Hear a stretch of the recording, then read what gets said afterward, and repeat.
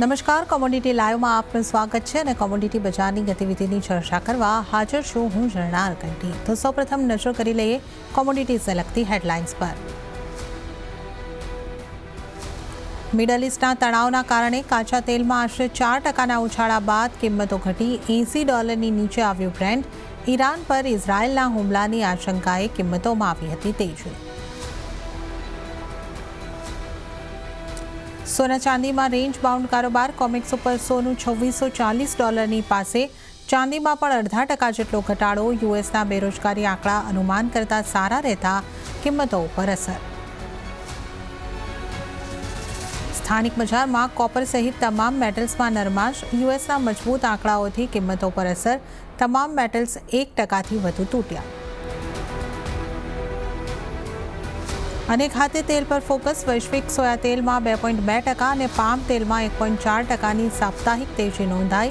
Crude palm તેલ સતત 7મા સપ્તાહે વિશ્વમાં સૌથી મોંઘું ખાદ્ય તેલ રહ્યું।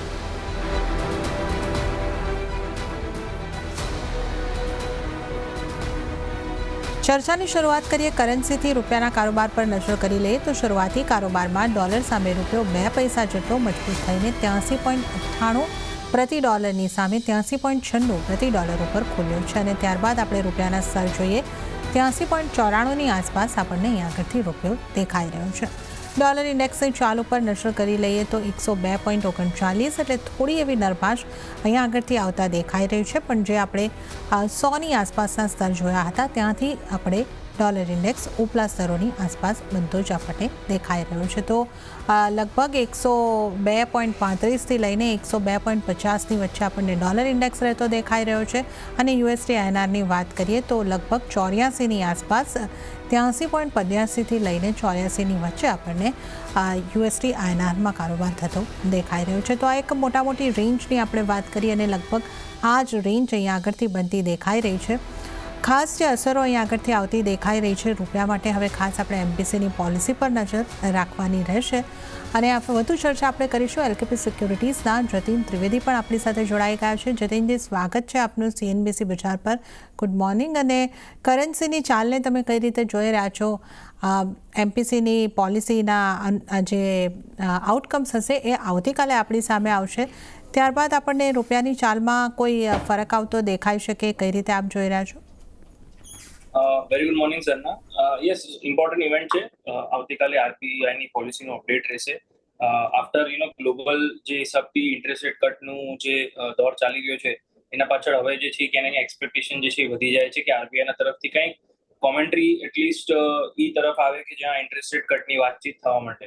સો by the end of year 2024 December સુધીમાં કટનું એક્સપેક્ટેશન બની શકે છે માર્કેટ પાર્ટિસિપન્ટનું, અને જેના કારણથી એક્સપેક્ટેશન જે છે એ વધી શકે છે બીકોઝ ઓલરેડી હમણાં જે રિસન્ટ માર્કેટના ડેવલપમેન્ટ થયા છે આફ્ટર ચાઇનીઝ માર્કેટ રીઓપનિંગ અને સ્ટિમ્યુલસ પેકેજનું અનાઉન્સમેન્ટ થવું, તો એના કારણથી ઘણું બધું ફંડ ફ્લો જે છે ઇન્ડિયામાંથી એસ્કેલેશન થઈને ડીએસ્કેલેશન થઈને ક્યાંય ને ક્યાંય ચાઇનાના અંદર બેલેન્સ થઈ રહ્યું છે, વધી રહ્યું છે। તો એના કારણથી થોડુંક અહીંયા ઇન્ડિયન માર્કેટ્સને પણ સ્ટેબિલિટી માટે ક્યાંય ને ક્યાંય આરબીઆઈના તરફથી એક સપોર્ટની જરૂર રહેશે, અને જેના કારણથી રૂપિયા પર જે ત્યાં ફોલ ચાલી રહ્યો છે કન્ટિન્યુઅસલી માઇનર ફોલ જ છે હાલાકી જોવા જઈએ તો, બટ આ ક્યાંય ને ક્યાંય રોકાઈ શકે છે। તો હમણાં લેવલ સ્પેસિફિકલી જોવા જઈએ તો આજથી કાલના દિવસ સુધી 24 અવર્સ સુધી આપણે જોવા જઈએ કે જ્યાં સુધી આરબીઆઈની પોલિસી આવે ત્યાં સુધી મને લાગે છે આ રેન્જ જે છે ક્યાંય ને ક્યાંય 83-85 ઓન ધ હાયર સાઇડ અને 84 ઓન ધ લોઅર એન્ડ, આના અંદર જ રહેશે। આરબીઆઈ પોલિસી પછી જો અગર ડોવિશ પોલિસી રહે છે, ઇન્ટરેસ્ટ રેટ કટનું તો એક્સપેક્ટેશન નથી, બટ ઇનકેસ સરપ્રાઇઝ કટ અગર થઈ જાય તો બહુ જ સારું રહેશે। બટ ઇનકેસ કટનો તો એક્સપેક્ટેશનની વાત નથી કરતો હું, બટ ડોવિશ કોમેન્ટ્રીના સાઇડ પર અગર રહે છે તો ક્યાંય ને ક્યાંય 83-95 લઈને 84 એક ટોપ આઉટ લેવલ થઈ શકે છે ટેમ્પરરી ઇમિડિયેટ બેસિસ પર। પણ અગર જો સિચ્યુએશનના હિસાબે બોલીએ કે ફોકસ જીઓપોલિટિકલ ટેન્શન્સ પર અને ગ્લોબલ સિચ્યુએશન થોડી ખરાબ અને મિડલ ઇસ્ટના ક્રાઇસિસ પર અને એ જ બધી વધારે ફોકસ રહેશે અગર કોમેન્ટ્રીના અંદર, તો થોડુંક અહીંયાથી સિચ્યુએશન રૂપિયાના માટે થોડુંક અહીંયાથી નરમાશ થઈ શકે છે। So it will be a very eventful event. I think આરબીઆઈની પોલિસી જે છે એ બધા બહુ બારીકથી જોશે અને એનું અંડરલાઇન જે ટોન્સ જે છે અને જે સ્ટેટમેન્ટ્સ છે એ બહુ ધ્યાનથી બધા ફોલો કરશે. So let's wait and watch કે આરબીઆઈની પોલિસીમાં શું થાય છે. ત્યાં સુધી જે તમે રેન્જ કીધું 10-12 પૈસાની જે રેન્જ છે એના અંદર જ રહેવું જોઈએ ફોર ધ નેક્સ્ટ 24 અવર્સ.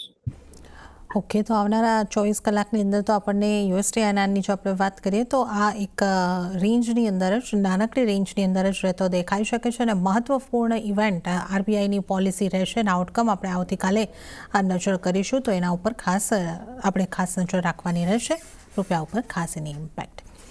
વાત હવે આપણે ક્રૂડની કરી લઈએ, કારણ કે 1 મહિના કરતાં વધુની ઊંચાઈએ પહોંચ્યા બાદ ક્રૂડની અંદર ફરી દબાણ બન્યું છે, જ્યાં નફા વસૂલીને કારણે બ્રેન્ટમાં $80 ભાવ નીચે સરકતો દેખાયો છે, તો નાઇમેક્સ ક્રૂડમાં પણ આશરે 1% કરતાં વધારેની વેચવાલી જોવા મળી છે. ઉલ્લેખનીય છે કે ગઈકાલે મિડલ ઇસ્ટમાં તણાવનો સપોર્ટ મળતા બ્રેન્ટમાં $81 પારના સ્તર જોવા મળ્યા હતા. કઈ રીતે જતીનજી ક્રૂડને જોવું જોઈએ, કારણ કે આ જીઓપોલિટિકલ ટેન્શન્સ જે છે એ આપણને જે રીતની અપડેટ આવતી જાય છે લગભગ વધુને વધુ વણસતા આપણને દેખાઈ રહ્યા છે, અને ગઈકાલે આપણે જોયો ખાસો એવો સપોર્ટ એક દિવસની અંદર મળ્યો, 4-5% ઉછાળો, અને આજે એ ઉપલા સ્તરેથી થોડું દબાણ. તો આ ટેન્શન્સ હળવા થવાનું દબાણ છે કે પ્રોફિટ બુકિંગ અહીંયા આગળથી આવ્યું છે, અને હવે આપણે આવા બધા સંજોગોની અંદર કઈ રીતની ક્રૂડમાં રણનીતિ રાખવી જોઈએ? જરના આજનું જે પ્રોફિટ બુકિંગ કહી લો ક્રૂડના અંદર કે લોંગ અનવાઇન્ડિંગ કહી લો, બીકોઝ ઓફ ચાઇનીઝ માર્કેટ રીઓપનિંગના સાથે જે એક્સપેક્ટેશન હતું કે હજી સ્લર ઓફ અનાઉન્સમેન્ટ્સ આવી શકે છે, સ્ટિમ્યુલસ પેકેજીસના અનાઉન્સમેન્ટના સાથે જે મિસિંગ રહ્યું છે, અને જેના કારણથી બધા જ બેઝ મેટલ પર અને ક્રૂડ ઓઇલ પર પ્રેશર બનેલો છે.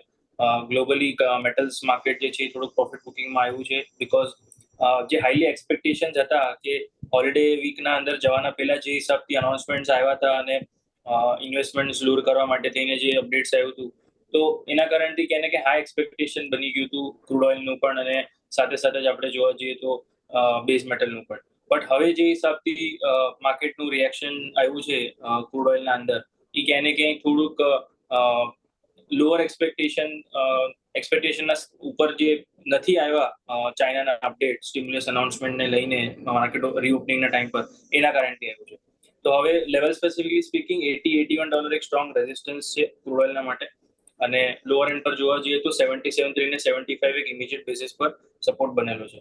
જો 77 લેવલ્સ તૂટે છે તો 75 જરૂર ટેસ્ટ કરવા જશે બ્રેન્ટ ઓઇલ જે છે, બટ જ્યાં સુધી 77 ઉપર છે ત્યાં સુધી હું ટ્રેન્ડ હજી પણ રિવર્સ નહીં કહું. 77 નીચે મારા માટે એક રિવર્સલ ટ્રેન્ડ જે છે થોડોક ચાલુ થઈ જશે, જે 75-74 સુધી લઈ જાય છે. તો 77 સુધીના લેવલ્સ જ્યાં સુધી બ્રેક નથી થતા ત્યાં સુધી ટ્રેન્ડ ઉપરનો બનેલો છે. હમણાં કેમ કે હાઈલી વોલેટાઇલ છે, અને જે હિસાબથી રિસ્કિયર એસેટ્સના અંદર આપણે જોવા જઈએ તો ક્રૂડ ઓઇલ સૌથી લીડ કરશે અહીંયા રિસ્કિયર એસેટ્સના અંદર.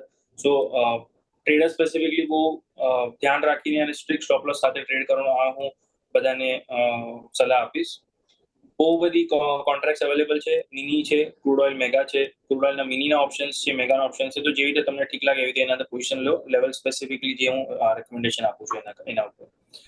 ક્રૂડ ઓઇલ બાય ઓન ડિપનું માર્કેટ હમણાં ફિલહાલ છે. After strong gap down opening પહેલા એકવાર એને લેવલ પર આવવા દેવું જોઈએ સપોર્ટ લેવલ્સના પાસે, અને જે સપોર્ટ લેવલ્સ બની રહ્યા છે ક્યાં ને ક્યાં લોઅર લેવલ્સ પર અરાઉન્ડ 6300 અને 6275 ના પાસે બની રહ્યા છે. તો આ રેન્જના અંદર જ લેવાનું છે. 6300 ના આજુબાજુ જેટલું લેશો એટલું થોડુંક રિસ્ક જે છે એ ઓછું થઈ જશે. 6250 ના સ્ટોપ લોસ સાથે લેવાનું છે, અને હાયર એન્ડ પર જોવા જઈએ તો 6450 અને 6500 સુધીના ટાર્ગેટ્સ રાખવાના છે. બહુ મોટા ભાગે ટાર્ગેટ એમના રાખીને ચાલવા નહીં. સો ટ્રેન્ડ બેઝ કોલ નથી, એક કન્સોલિડેશન વોલેટાઇલ રેન્જના અંદર કોલ રહેશે, અને hence stop loss strictly follow કરો બીકોઝ વોલેટિલિટી વધતી દેખાઈ રહી છે માર્કેટમાં. ઓકે, તો વોલેટિલિટી માર્કેટમાં વધી રહી છે. તમારા માટે અત્યારે જો સલામતી દેખાઈ રહી છે, જ્યાં સુધી બ્રેન્ટ $77 નથી બ્રેક કરતું, પોઝિટિવ તરફ રહી શકો છો. એમસીએક્સ ઉપર રણનીતિ તમારે કેવી અપનાવવાની છે? બાય ઓન ડિપની 6250નો સ્ટોપ લોસ રાખો, 6300ની આસપાસથી તમારે બાઇંગ કરવાનું છે. 6450-6500 સુધીના ટાર્ગેટ તમને એમસીએક્સ ક્રૂડમાં બનતા દેખાઈ શકે છે. તો ઘણા મોટા ટાર્ગેટ નથી રાખવાના, પરંતુ આ સીમિત ટાર્ગેટ માટે તમે કારોબાર બાઇંગ તરફ બાય ઓન ડિપની સ્ટ્રેટેજી અપનાવીને કરી શકો છો. નેચરલ ગેસ પર પણ જો નજર કરી લે તો શરૂઆતી કારોબારમાં સ્થાનિક બજારમાં નેચરલ ગેસની અંદર ફ્લેટ ટુ પોઝિટિવ કારોબાર થતો જોવા મળ્યો. 230ના સ્તરની આસપાસ કારોબાર કિંમતો જે છે એ પહોંચતી દેખાઈ રહી છે. નેચરલ ગેસ પર જતીનજી આપની કઈ રીતની સલાહ રહેશે? થોડું વોલેટાઇલ આ પણ છે નેચરલ ગેસના પ્રાઇસીસ પણ, અને હાલ ફિલહાલ જોવા જઈએ તો એક સ્ટ્રોંગ કરેક્શન એની અંદર થયું છે રિસન્ટ માર્કેટ વોલેટિલિટીના સાથે. ડિમાન્ડ જે છે એ ક્યાંય ને ક્યાંય લેકલસ્ટર આઉટકમ આવી રહ્યું છે અને સાથે સાથે જ વિન્ટર સેશન જે છે એ ક્યાંય ને ક્યાંય બહુ વધારે સ્ટ્રોંગના અનુમાન નથી થઈ રહ્યા, એના કારણે આ ડિમાન્ડ જે છે એ નથી વધી રહી. બટ મોરલેસ થોડુંક સપોર્ટ ઝોનના પાસે આવી રહ્યું છે અહીંયા. સો હું શોર્ટની સલાહ તો ફિલહાલ આ લોઅર લેવલ્સ પર તો નહીં આપું, બિકોઝ થોડું હાયર લેવલ પર હોત તો ડેફિનેટલી શોર્ટની સલાહ હું આપી દેત. બટ હમણાં મને લાગે છે થોડુંક સપોર્ટ પાસે આવી શકે છે. 220 થી 225 ના વચ્ચે એક બેઝ સપોર્ટ છે નેચરલ ગેસના અંદર. જો 226 224 ના વચ્ચે તમે લ્યો છો તો તમારું રિસ્ક સારું બની જાય છે. 219 ના સ્ટોપલોસ સાથે 226 ના આજુબાજુ બાય કરો, 219 નો સ્ટોપલોસ રહેશે અને 235 સુધીના ટાર્ગેટ રાખીને ચાલવાનું છે નેચરલ ગેસના. સોનાના કારોબાર પર આપણે નજર કરી લઈએ. સોનામાં આજે પણ રેન્જ બાઉન્ડ કારોબાર જોવા મળ્યો છે અને જ્યાં કોમેક્સ ઉપર $2640 સ્તરની પાસે કિંમતો સ્થિર રહી છે, તો સ્થાનિક બજારમાં પણ ફ્લેટ ટુ નેગેટિવ કારોબાર જ દેખાઈ રહ્યો છે. 75,890ના સ્તરની આસપાસ આપણને કામકાજ થતું દેખાઈ રહ્યું છે. 75,900 સુધીના સ્તર એટલે ફ્લેટ ટુ નેગેટિવ કામકાજ જ આપણને સોનામાં MCX ઉપર દેખાઈ રહ્યું છે. જતીનજી, સોના પર હવે આપની કેવી રીતની રણનીતિ બનાવવાની અહીંયા આગળથી સલાહ બની રહી છે? જે રીતે અહીંયા આગળથી આપણે જોયું છે કે જીઓપોલિટિકલ ટેન્શન્સના સપોર્ટને કારણે ખાસી એવી સોનાની કિંમતો ઉચકાઈ છે, પરંતુ હવે આપણે એક નાની રેન્જમાં કારોબાર જોઈ રહ્યા છે, તો હવે સોના પર આપની કઈ રીતની સલાહ રહેશે? ઝરના, જો જે હિસાબથી ગોલ્ડનું માર્કેટ છે, જેટલા નેગેટિવિટી અને જેટલું સેન્ટિમેન્ટલ જેવી રીતે રિસ્ક વધી જાય છે ગ્લોબલ સિનેરિયોઝના કારણથી, કે જીઓપોલિટિકલ ટેન્શન્સ, મિડલ ઇસ્ટનું એસ્કેલેશન થઈ રહ્યું છે વોરનું, એના કારણથી ગોલ્ડને પ્રીમિયમ મળી રહ્યું છે. બટ જો જ્યારે બી થોડું બી અગર એવું પોઝિટિવ ન્યૂઝ જોવા માંડ્યું કે આ બધી વસ્તુઓ બહુ વધારે હાઈ પિચ પર એસ્કેલેશન નહીં થાય અને જેટલું કોન્ફ્લિક્ટ જે ચાલી રહ્યું છે એ સ્ટેબલ અને ત્યાં જ રહેશે, તો થોડું પ્રોફિટ બુકિંગ જે છે અહીંયાથી આવી શકે છે ગોલ્ડના માટે. હું એમ નથી કહેતો કે ગોલ્ડનું ટ્રેન્ડ અહીંયાથી ચેન્જ થઈ જશે. ગોલ્ડના ટ્રેન્ડને આગળ ચાલતા પોઝિટિવ રહેવા માટે બહુ બધા કારણો છે. જેટલું વોર લાઇક સિચ્યુએશન રહેશે એટલું ગોલ્ડને જે છે ક્યાં ને ક્યાં લોઅર એન્ડ પર સપોર્ટ મળતું રહે. સેન્ટ્રલ બેંક્સનું એના અંદર બાઇંગ બનતું છે, બિકોઝ બીજા એસેટ ક્લાસીસના અંદર રિસ્ક વધી જાય છે. China, as you all know, કે સ્ટેબિલિટી નથી બનતી એના અંદર સિક્યોરલી, તો ક્યાં ને ક્યાં પાછું ઇન્વેસ્ટમેન્ટને લઈને ક્યાં ને ક્યાં સાયક્લિકલ પાછું ચેન્જીસ આવી શકે છે. બેઝ મેટલનું માર્કેટ રિસ્કિયર થઈ શકે છે ક્યારે બી. એનર્જી બાસ્કેટ જે છે એ બહુ વધારે લાયબિલિટી નથી રાખતું કે તેના અંદર તમે એક ટ્રેન્ડ બેઝ પોઝિટિવિટીની ઇન્વેસ્ટમેન્ટ કરી શકો. સો આવા સિચ્યુએશનમાં ગોલ્ડને જે છે એ પ્રિફરન્સ મળતું જ રહેશે. બટ ઇમિડિયેટ બેસિસ પર જે આપણે છેલ્લા 1-2 મહિનાથી જે પ્રીમિયમ જોયું છે ગોલ્ડના અંદર, સારું અમથું 10%ની રેલી ઓલમોસ્ટ આપણે જોઈ ચૂક્યા છે. મને લાગે છે થોડું અહીંયાથી પોઝ લેવું જોઈએ. લોંગ ટર્મ ઇન્વેસ્ટમેન્ટના હિસાબે થોડું વેઇટ કરવું જોઈએ. માઇનર કરેક્શન જ્યારે બી તમને મળે છે, એક શાર્પ કરેક્શન, ભલે પછી 2% હોય, 3% હોય કે 4% હોય, બટ એક કરેક્શનનું વેઇટ કરવું જોઈએ લોંગર ટર્મ ઇન્વેસ્ટર્સે. ટ્રેડર્સના માટે હું વાત હમણાં નથી કરી રહ્યો, એક લોંગર ટર્મ પર્સપેક્ટિવથી વાત કરું છું, જેના હિસાબથી તમે અહીંયાથી ઇન્વેસ્ટમેન્ટનું હોરાઇઝન બનાવી શકો. So wait for some steep correction around 2500, 2450 આ લેવલ્સ જે છે બહુ કમ્ફર્ટેબલ રહેશે for thinking of allocating more funds into the gold. જ્યારે બી તમારે એક લમસમ અમાઉન્ટ ઇન્વેસ્ટ કરવો હોય તો થોડુંક એક ડ્રોપ મળી જાય પ્રાઇસીસના અંદર ત્યારે ઇન્વેસ્ટમેન્ટ કરો, બધે પછી કોઈ બી એસેટ હોય ઇન્ક્લુડિંગ ગોલ્ડ.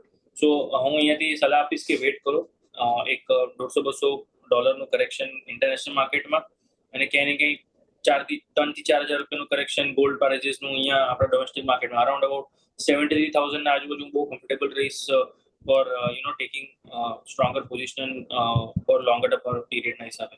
સો ટ્રેડર્સના હિસાબથી જોવા જઈએ તો બે સાઈડની ઓપોર્ચ્યુનિટી રહેશે. લોંગર ટર્મની વાત કરી લીધી મેં, હવે હું ટ્રેડરના હિસાબે વાત કરું છું. ટ્રેડિંગ પર્સપેક્ટિવથી જોવા જઈએ તો આ વીકના અંદર CPI ડેટા આવવાના છે યુએસના તરફથી, તો ત્યાં આગળ થોડું ફોકસ બની જશે. પછી વીકલી જોબલેસ ક્લેમ્સના ડેટા પર પાછું રિએક્શન જોવા મળી શકે છે ગોલ્ડના માર્કેટને, અને સાથે સાથે જ ફેડરલ રિઝર્વની મીટિંગ મિનિટ્સ પણ છે. તો આ બધી વસ્તુઓનો ઉલ્લેખ જે છે ક્યાંય ને ક્યાંય ગોલ્ડ જે છે એ લેતો રહેશે આ વીકના અંદર, અને વોલેટિલિટી થોડી વધતી રહેશે. હાયર સાઇડ પર જોવા જઈએ તો 76,200 એક સ્ટ્રોંગ રેઝિસ્ટન્સ છે ટ્રેડર્સના હિસાબથી, અને લોઅર એન્ડ પર 75,700 અને 75,500 એક ઇમ્પોર્ટન્ટ સપોર્ટ ઝોન છે. જો ટ્રેડિંગ પર્સપેક્ટિવથી કરતા હો અને બાઇંગ કરવું હોય તો 75,800 ના આજુબાજુ જ બાય કરો વિથ સ્ટોપ લોસ 75,500, અને હાયર સાઇડ પર જેવું 76,150, 200 દેખાય તરત એના અંદર પ્રોફિટ બુક કરી લેવું જોઈએ, આ મારું માનવું છે. અને શોર્ટ કરવાની હું સલાહ આપીશ, જેને શોર્ટ કરવું છે એના માટે થોડુંક મને લાગે છે અહીંયા રિસ્ક જે છે એ ઓછું છે, બીકોઝ પ્રોફિટ બુકિંગ મને દેખાઈ રહ્યું છે ગોલ્ડના અંદર. 76,103 ને 76,200 ના રેન્જના અંદર શોર્ટ કરો. 76,400 સ્ટોપ લોસ સાથે, અને લોઅર એન્ડ પર ક્યાંય ક્યાંય 75,700 75,500 સુધીના ટાર્ગેટ રાખો. ઓકે, તો સોના માટે જે સલાહબંધી દેખાઈ રહી છે, જો ઇન્વેસ્ટમેન્ટ કરવું છે તો થોડી રાહ જુઓ, ઘટાડે કરવાનું છે. અને ટ્રેડર્સ માટે અહીં આગળથી તમે ખરીદદારી તરફ રહી શકો છો. 75,800ની આસપાસ ટાર્ગેટ 76,100 અને એની ઉપરના બનતા દેખાઈ શકે છે. અને આ જે તમને 76,100-200ના લેવલ મળે છે તો ત્યાંથી તમારે પ્રોફિટ પણ બુકિંગ કરવાનું રહેશે. તો આ રીતની સ્ટ્રેટેજી તમારે સોનાની અંદર બનાવીને ચાલવાનું રહેશે. હવે વાત આપણે ચાંદીની કરી લઈએ તો ચાંદીમાં પણ નરમાશ રહેતા અહીંયા વૈશ્વિક બજારમાં ભાવ $31 પાસે રહ્યા છે અને સ્થાનિક બજારમાં પણ 0.5%થી વધારેની વેચવાલી આવતી દેખાય છે.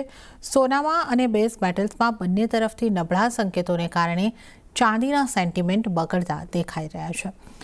ચાંદીમાં લગભગ આપણે કાલે પણ 1-1.5% જેવો ઘટાડો આવતા જોયો. જતીનજી, આજે પણ ઘટાડા સાથે જ કારોબારની શરૂઆત થઈ છે. શું ચાંદીનો ઘટાડો આગળ વધી શકે છે? કઈ રીતે તમે ચાંદીને જોઈ રહ્યા છો? જેના બેઝ મેટલના કારણથી આ પ્રોફિટ બુકિંગ છે. ચાઇનીઝ માર્કેટ રીઓપનિંગ થવું, જે મેં પહેલા કીધું કે જે મેજર્સ અને સ્ટિમ્યુલસ પેકેજીસનું કંઈક એક્સ્ટ્રા અનાઉન્સમેન્ટની જે એક્સપેક્ટેશન હતી એ નથી મળી, જેના કારણથી આ ચાંદી પર થોડું એનું અસર જોવા મળી રહ્યું છે બેઝ મેટલ માર્કેટના કારણે. હવે બેઝ મેટલના સાથે ચાંદીના અંદર શું કરવું જોઈએ? તો બેઝ મેટલનું વીકનેસ જ્યાં સુધી રહેશે ત્યાં સુધી ચાંદીના અંદર પણ વીકનેસ તમને દેખાતી રહેશે.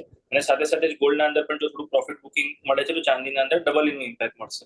સો લોઅર એન્ડ પર મને લાગે છે ચાંદી તમને 90,000 પાસે પહેલા ટેસ્ટિંગ થવું જોઈએ, અને 90,000ના લેવલ્સ જો બ્રીચ થાય છે તો પછી થોડુંક હજી પ્રોફિટ બુકિંગ ડીપ થઈ શકે છે ટુવર્ડ્સ 88,000 ઓલ્સો. સો એક સ્વિંગ ટ્રેડિંગના હિસાબથી ઓપોર્ચ્યુનિટી અગર લેતા ઈચ્છતા હો તો 91,700, 91,850, 900 આ રેન્જના અંદર તમે શોર્ટ કરીને ચાલી શકો છો. 90,500ના ઉપર સ્ટોપ લોસ રાખો સ્વિંગ ટ્રેડના હિસાબે, અને 90,000નું ટાર્ગેટ રાખો. જો 90,000ના લેવલ્સ બ્રીચ થઈ ગયા તો પછી આઈ થિંક 88,000 સુધીના પણ એસ્કેલેશન તમને જોવા મળી શકે છે. ઓકે, તો ચાંદીની અંદર કઈ રીતની અહીંયા આગળથી સ્ટ્રેટેજી રાખવાની રહેશે એની પણ આપણે વાત કરીએ. અને આ સાથે જ એક ચાંદી ઉપર મહત્ત્વની અપડેટ એ પણ છે કે ભારતે યુએની સામે સેપાનો મુદ્દો અહીંયા આગળથી ઉપાડ્યો છે અને ચાંદીનો ઇમ્પોર્ટ આને કારણે આપણને વધતો દેખાઈ શકે છે. સેપા હેઠળ ભારતમાં ચાંદીનો ઇમ્પોર્ટ જે છે એ વધી રહ્યો છે. આવતા સપ્તાહે યુએમાં બંને દેશો મળશે. આ બંને દેશોના પ્રતિનિધિઓની પણ એક મુલાકાત થશે. આ ઇમ્પોર્ટની અંદરનો વધારા આપ જોઈ રહ્યા છો તમે આ સેપાની મીટિંગ જે પ્રતિનિધિઓની થવાની છે એને જોતા, જતીનજી? હજી સુધી મેં સ્ટ્રોંગલી એને ફોલો નથી કર્યું, બટ ડેફિનેટલી હવે આ તમે જે અપડેટ આપ્યું છે એના પછી હું એનું થોડુંક રીડિંગ કરીને હું તમને નેક્સ્ટ ટાઈમ જરૂર આના પાછળ જણાવીશ કે આનો ઉલ્લેખ શું થઈ શકે છે. હાલાકી જો જેટલું પણ આપણે આના અંદર ચાંદીના અંદર આપણે રિસન્ટ ડેવલપમેન્ટ જોયા છે તો ઇમ્પોર્ટ જે છે એ વધતી જ દેખાય છે આફ્ટર ઇમ્પોર્ટ ડ્યુટી જે કટ અનાઉન્સમેન્ટ થયું છે બજેટ પછી. તો આઈ થિંક ડેવલપમેન્ટ જે બી થાય જેટલું બી બનશે એટલું મને લાગે છે કે એને કંઈ ઇમ્પેક્ટ જે છે પોઝિટિવ સાઇડનો રહેશે ચાંદીના માટે, બીકોઝ ડિમાન્ડ સાઇડ કોઈ પ્રોબ્લેમ નથી. It is just near term mild correction જે થઈ શકે છે. ફર્ધર ડેવલપમેન્ટ્સ જોવું પડશે આમાં કેવી રીતના થાય છે. ઓકે, તો અહીંયા આગળથી એક આપણને સેપા એટલે કે કમ્પ્રેહેન્સિવ ઇકોનોમિકલ પાર્ટનરશિપ એગ્રીમેન્ટ હેઠળ એક ઇમ્પોર્ટ જે છે એ આપણને વધતો દેખાઈ રહ્યો છે. અને જે રીતે જતીનજી આપણને જણાવ્યું કે ડ્યુટી કટ પછી પણ ઇમ્પોર્ટ વધ્યો છે, તો આ ઇમ્પોર્ટના વધારાના મુખ્ય કારણો પણ છે. મેટલ્સના કારોબાર પર નજર કરી લઈએ તો યુએસના મજબૂત રોજગારના આંકડાઓથી વૈશ્વિક બજારમાં બેઝ મેટલ્સમાં નરમાશ રહી છે અને સ્થાનિક બજારમાં પણ કોપર સહિત તમામ મેટલ્સમાં શરૂઆતી કારોબારમાં 1-8%થી વધારેની વેચવાલી આવતી દેખાય છે. મેટલ પર આપનો કઈ રીતનો સલાહ રહેશે, જતીનજી? જો બેઝ મેટલનું માર્કેટ હાલ ફિલહાલ આજના દિવસે બહુ વીકનેસમાં ટ્રેડ કરી રહ્યું છે, બટ આઈ થિંક થોડુંક રિલાયબલ જે છે તમને તરત જોવા મળવું જોઈએ. આઈ થિંક પ્રોફિટ બુકિંગ આવ્યું છે બીકોઝ જે હાઈલી એક્સપેક્ટેશન હતું કે ચાઇના રીઓપનિંગના પાછળ ક્યાંય ને બેઝ મેટલને સપોર્ટ મળશે બીકોઝ ફર્ધર સ્ટિમ્યુલસ અનાઉન્સમેન્ટ થઈ શકે છે, અને જે ફર્ધર સ્ટિમ્યુલસ અનાઉન્સમેન્ટ નથી થયા તો એના કારણે બેઝ મેટલ માર્કેટના અંદર આ સેલ ઓફ જે છે જોવા મળી રહ્યું છે. થોડું કુલ ઓફ થવા દો, એના પછી આના અંદર એન્ટ્રી લો. કુલ ઓફનો મતલબ એ છે કે આઈધર ટાઈમ વાઇઝ 1-2 દિવસ માટે થોડુંક આ લેવલ્સ પર જ અગર કુલ ઓફ થઈ જાય છે પ્રાઇસીસ, તો મને નથી લાગતું ફર્ધર રાઉન્ડ ઓફ સેલિંગ જે છે એના અંદર જોવા મળશે બીકોઝ ક્યાંય ને ક્યાંય ચાઇનીઝ માર્કેટના તરફથી કે ચાઇનીઝ ગવર્મેન્ટના તરફથી બેન્કિંગના તરફથી ક્યાંય ને ક્યાંય થોડુંક સેન્ટ્રલ બેંક તરફથી અનાઉન્સમેન્ટ તમને જોવા મળી શકે છે આગળ ચાલતા, અને જે બેઝ મેટલ માર્કેટને સપોર્ટ કરી શકે છે. જો અનાઉન્સમેન્ટ નથી આવતું તો ડેફિનેટલી હજી પ્રોફિટ બુકિંગ થોડુંક વધી જશે. સો થોડુંક અહીંયાથી વેટ એન્ડ વોચ કરો બેઝ મેટલ માર્કેટના અંદર. ફર્ધર ડેવલપમેન્ટ જોવાના બહુ જરૂરી છે. આ થઈ ગયું થોડુંક એક સેન્ટિમેન્ટલના હિસાબે. તો ટ્રેડિંગના હિસાબે જોવા જઈએ તો ઓપોર્ચ્યુનિટી શોર્ટ સાઇડની ડેફિનેટલી અહીંયા બની રહી છે, બીકોઝ સેન્ટિમેન્ટ થોડું વીક થઈ ગયું છે after this developments from China. ઝિંકના પ્રાઇસીસ મને લાગે છે હજી પણ થોડાક સેલિંગ મોડમાં ચાલી શકે છે. 285 ના પાસે શોર્ટ કરવાની સલાહ રહેશે ઝિંકને. 280 સુધીના ટાર્ગેટ રાખો અને 287 ના ઉપર સ્ટોપ લોસ મેન્ટેન કરીને ચાલો. ઝિંકના અંદર મારી શોર્ટની સલાહ રહેશે બેઝ મેટલ માર્કેટ. ઓકે, તો બેઝ મેટલ્સ માટે આપણે દબાણ સાથેનો કારોબાર આજે જોઈ રહ્યા છે અને ઝિંકને માટે ખાસ તમારી સેલ કરવાની સલામતી દેખાઈ રહી છે તમારા માટે, અને 287નો સ્ટોપ લોસ રાખીને આ ઝિંકની અંદર સેલ કરીને ચાલવાની સલાહ જતીનજી તરફથી મળતી દેખાઈ રહી છે. ત્યારે જતીનજી, આપનો આભાર, આપ અમારી સાથે જોડાયા અને તમામ નોન એગ્રી કોમોડિટીઝ અંગે આપણે ચર્ચા કરી. આપનો ખૂબ ખૂબ આભાર. અને આ સાથે આપણે કોમોડિટી લાઈવમાં આગળ વધીએ અને એગ્રી કોમોડિટીના કારોબાર ઉપર નજર કરી લઈએ તો મસાલા પેકમાં આજે આપણને એક જીરાની અંદર જ પોઝિટિવિટી દેખાઈ રહી છે અને હળદરની જો વાત કરીએ તો અહીંયા ચાલ પલટાતી દેખાઈ રહી છે. ગઈકાલે ખરીદારી હતી, આજે એક દબાણ તરફનો કારોબાર થતો દેખાઈ રહ્યો છે. તો 1%ના દબાણ સાથે હળદરમાં 13,558ની આસપાસ કારોબાર, અને ધાણામાં પણ આપણે જોઈ શકીએ છીએ 5%ની વેચવાલી જ આવતી દેખાઈ રહી છે. 7,232 ઉપર ધાણાની અંદર પણ કારોબાર, પણ જીરું પોઝિટિવ બનતું દેખાઈ રહ્યું છે. ગઈકાલે આપણને જીરામાં ખરીદારી તરફ રહેવાની સલાહ પણ મળી હતી. 26,700ની આસપાસ જીરાની અંદર કારોબાર થતો દેખાઈ રહ્યો છે. પણ ગુવાર પેકની નજર કરી લઈ, ત્યાં આજે રિકવરી સાથેનો કારોબાર થતો દેખાઈ રહ્યો છે. ગુવાર કમમાં 11,030ની આસપાસના લેવલ બનતા દેખાઈ રહ્યા છે. લગભગ આપણે જોઈ શકીએ છીએ 0.5% કરતાં વધારેની મજબૂતી કુવાર કમની અંદર. કુવાર સીડમાં પણ મજબૂતી સાથેનો જ કારોબાર, ત્યાં પણ 0.5%ની આસપાસની મજબૂતી બની રહી છે. 5,472ના સ્તર આપણે અહીં આગળથી જોઈ શકીએ છીએ. આ ઉપરાંત કેસ્ટરમાં પણ હલકી ખરીદારી તરફનો જ કારોબાર થતો દેખાઈ રહ્યો છે 6,741ની આસપાસ. અને કોકુડની જો અહીં આગળથી વાત કરીએ તો કોકુડમાં પણ થોડા દબાણ સાથેનો જ કારોબાર થતો દેખાઈ રહ્યો છે. ત્યારે જ આ સાથે કોમોડિટી લાઈવમાં હાલ પૂરતું આટલું જ. હાલ મને પણ આપશો રજા, પણ વધુ અપડેટ અને સમાચારો માટે આપ જોતા રહો CNBC બજાર. નમસ્કાર.